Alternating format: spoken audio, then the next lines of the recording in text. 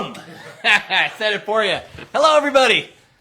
How's it going tonight? Show number 937. Is that what you said? 937 shows. 937 off the lip radio shows. We're still. You never know who's going to come on and be a guest. You never know. Never know who's going to be our next guest. Never know. We had some great shows so far this year. Wow, and some great ones coming up too. Well, we had to take down. And we did take one down. Now that was the first time in show history that we actually had a show that went so shitty, So sideways. so turned into a punk rock show with 4 people, and we just had to, Who don't need to be around punk rock. No. We're on the back.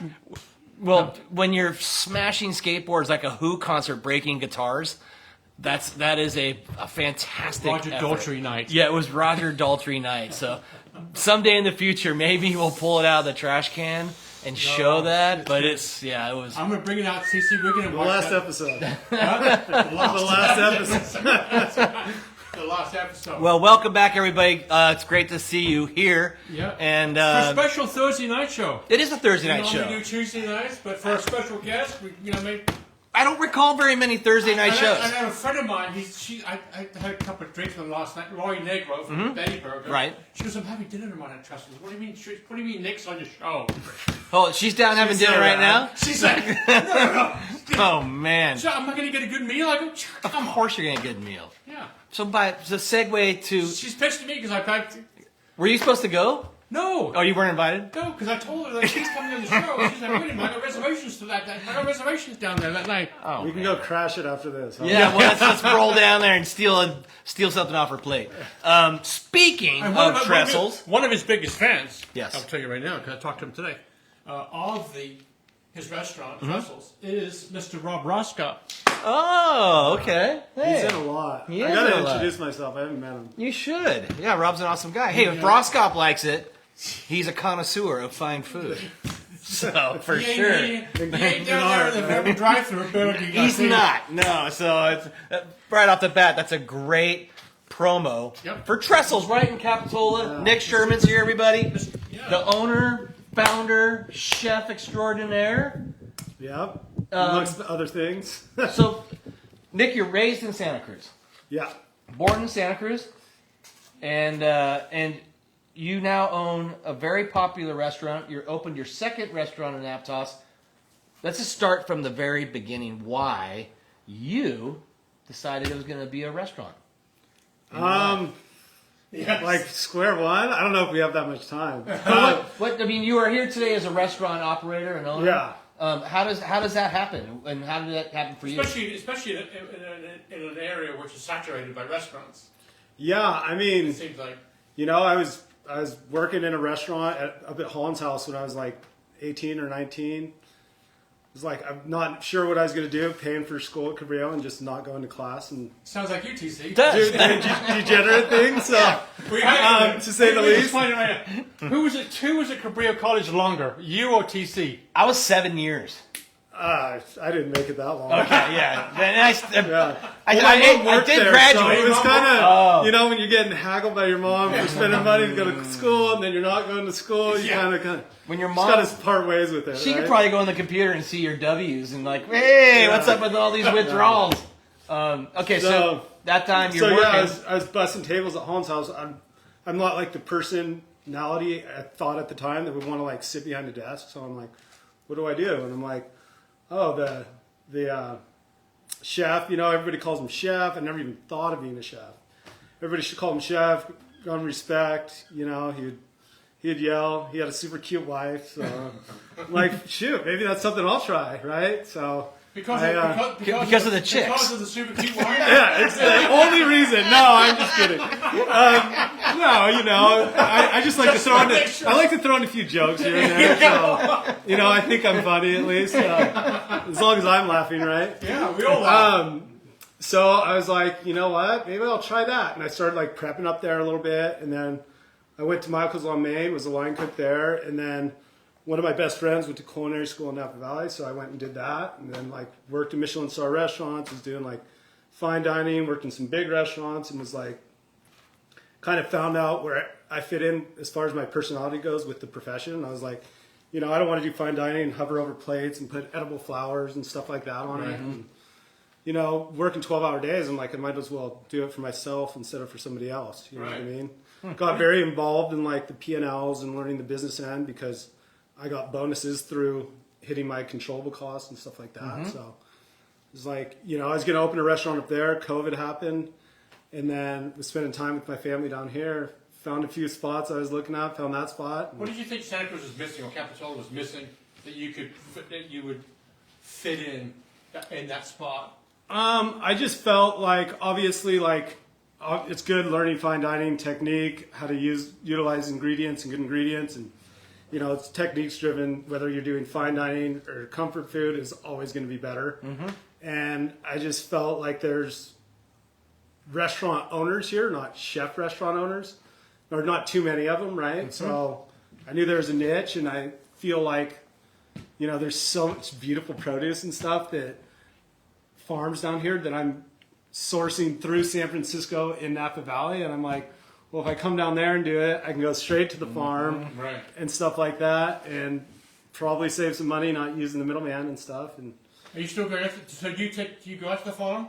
I'm not really going out to the farms as much. More so in the summer, I'll have to pick up stuff. A lot of times they're starting to drop it off nowadays, which makes it easier. Yeah. But I go to the farmers market like that.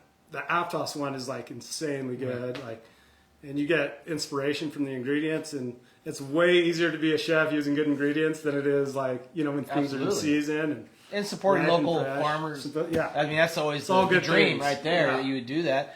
And I also noticed with your restaurant, 'cause I've been there multiple times, you don't have a gigantic menu, and you're able to concentrate on like the meals that you prepare on your. I feel like they're really well thought out. Is my point.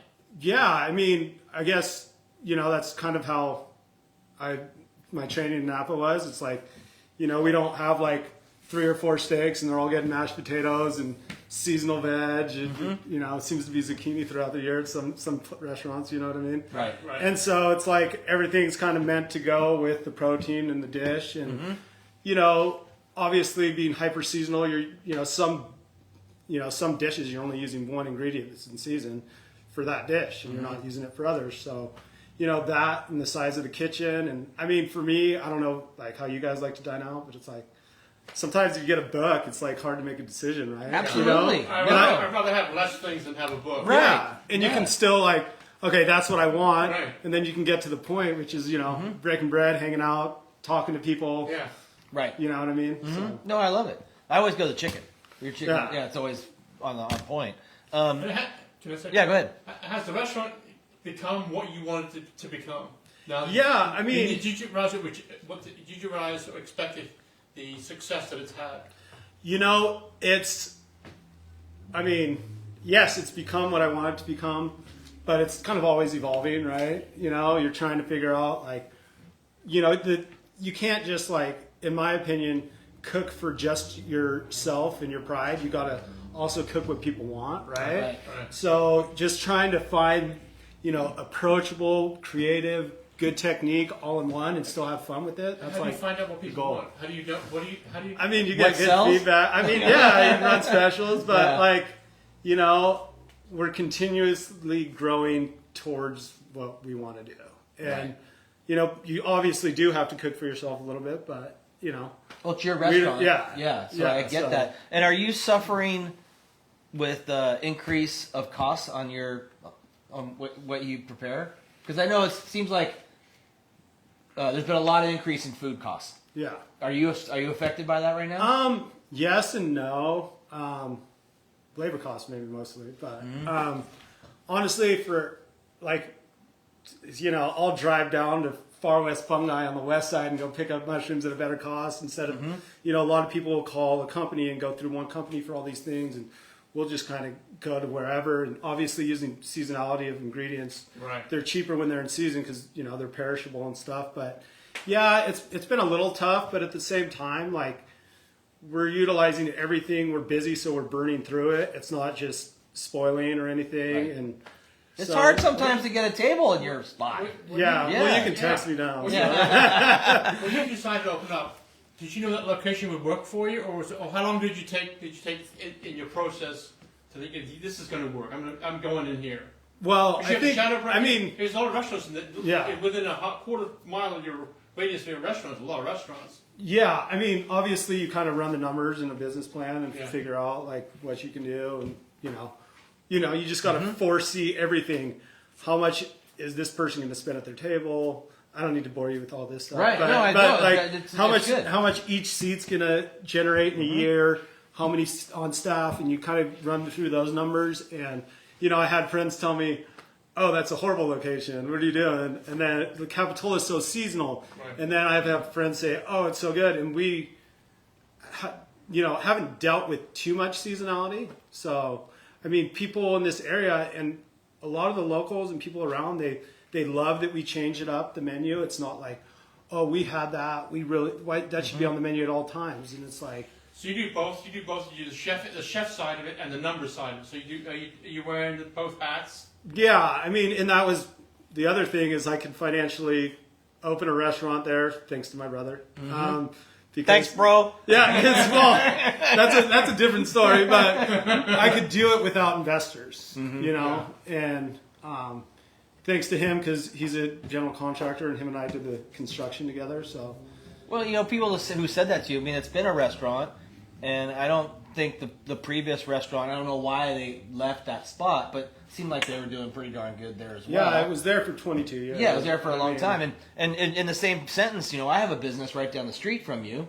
Yeah. And people told me, "Oh, you're crazy," but last Saturday was our best day ever. Yeah. So like, here's my point. I think climate change has been pretty good for Capitola. Yeah. It's a lot more sunny days down there. I feel like it's been very busy. Yeah. And whether you're a foodie or not, when you eat food and you can tell if it's good. You may not know what goes into it, the technique, but If you're going out to dinner in Santa Cruz, where would you go? Other than your own restaurant, of course. Where would you? I like home. I like to go to the Hideout. My book, Pete and Austin are rad. Right. Bantam's good. I might be missing a few East Side eateries, stuff like that. Right. Pete and Austin, they embraced you coming there, didn't they? Almost next door to them. Oh, it was their idea. Was it their idea? Yeah. Yeah. Well, Pete's like texted me. I was in Oceanside at the time, and he's like, the place just came for lease next door, and I'm like, "You gonna do it? We could be neighbors." And I'm like, "Haha, no."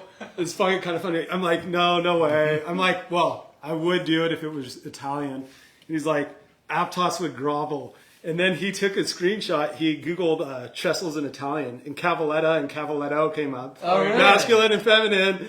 And I'm like, that kind of right there, because I like that name. Yeah. And it was cohesive with Trestles. Oh, my God, yeah. And my good buddy Sean, I'm sure you guys have been to the North Shore quite a bit, but he's my business partner over there. He was the chef at Holly Eva Joe's and my brother's best friend. My brother lived out there for like 20 years, so they moved here. And he was like kind of looking for his niche, and I was like, "If you want to do a restaurant, I'll do it with you."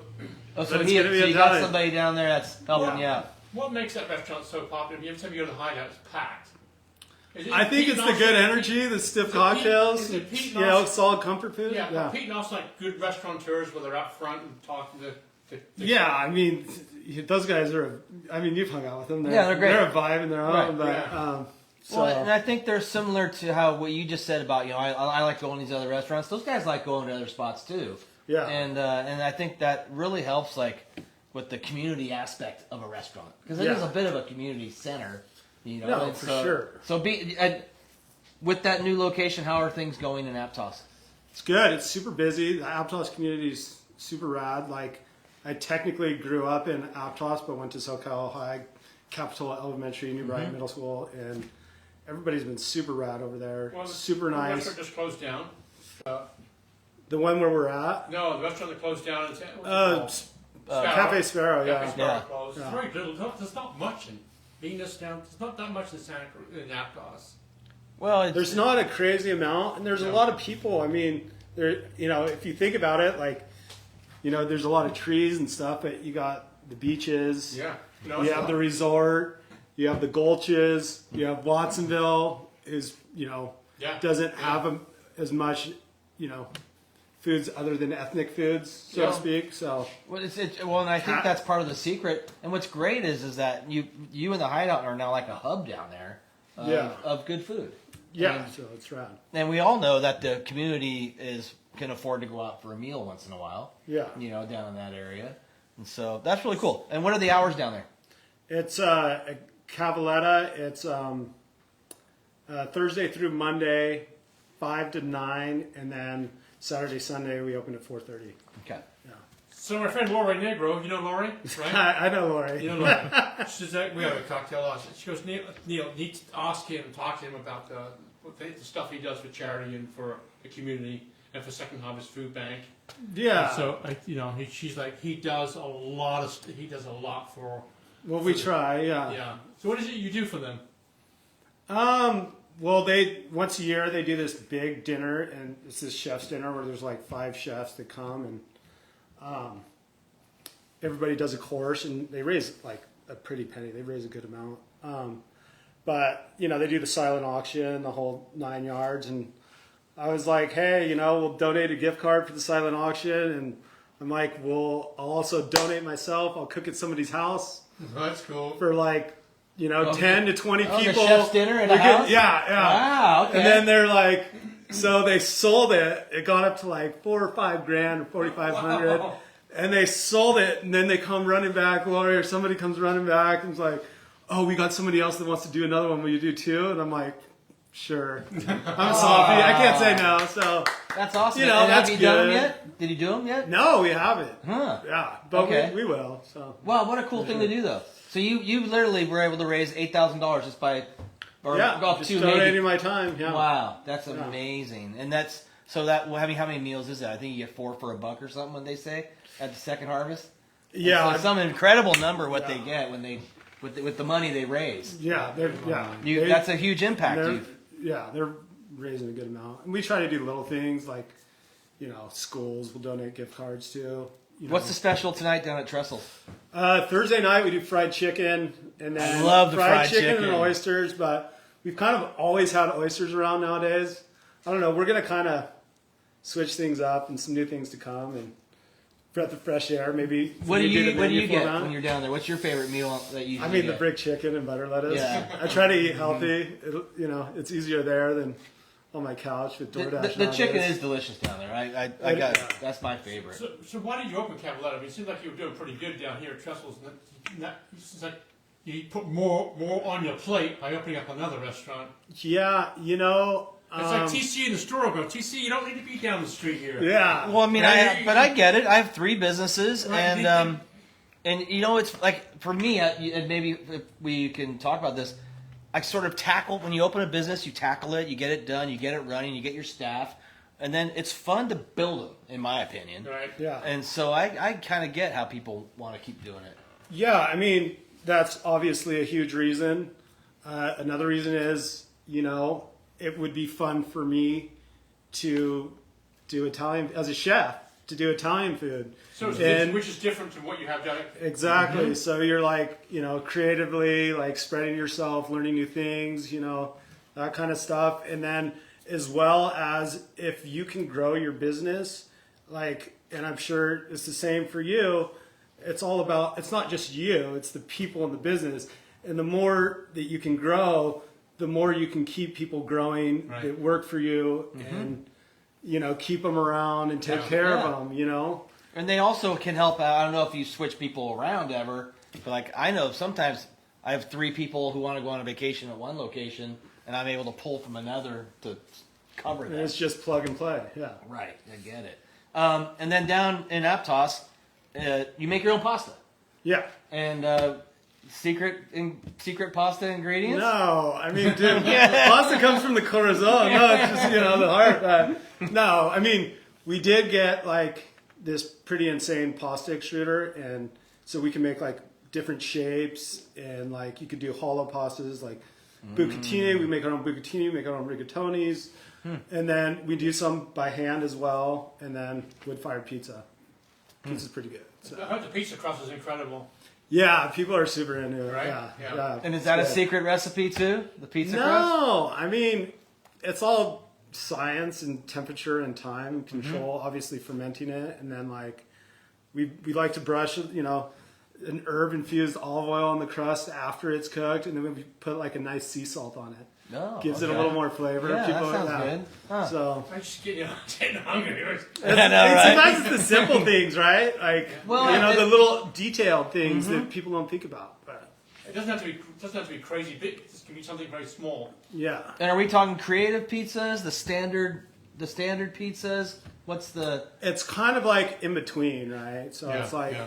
it's like we do a mushroom pizza, and what we do is we use we roast a bunch of mushrooms with garlic, thyme, shallots, and then puree them, and use that as the sauce.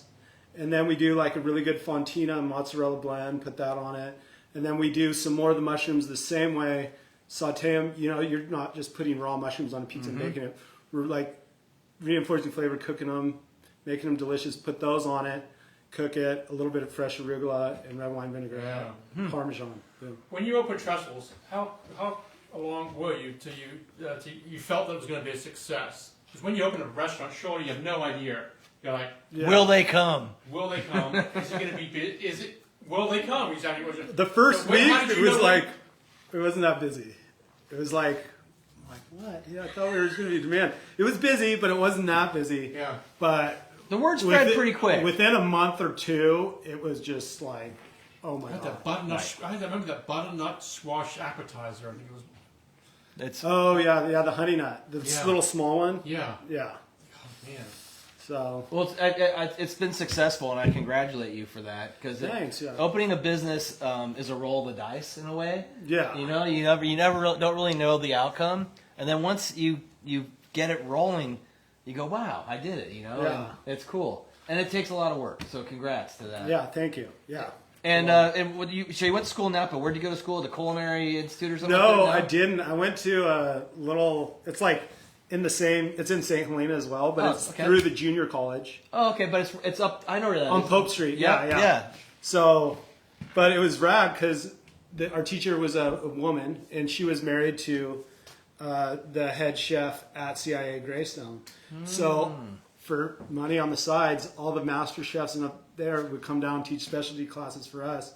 And ours was only 18 people in the class, and maybe a quarter of the price of the CIA. So Wow. we probably got a better, more intimate training, and then as well as cheaper. My sister lives in St. Helena and has a business on the main drag. That building for that school is cool. It's pretty. It's rad. Yeah, it's Yeah. beautiful. Yeah.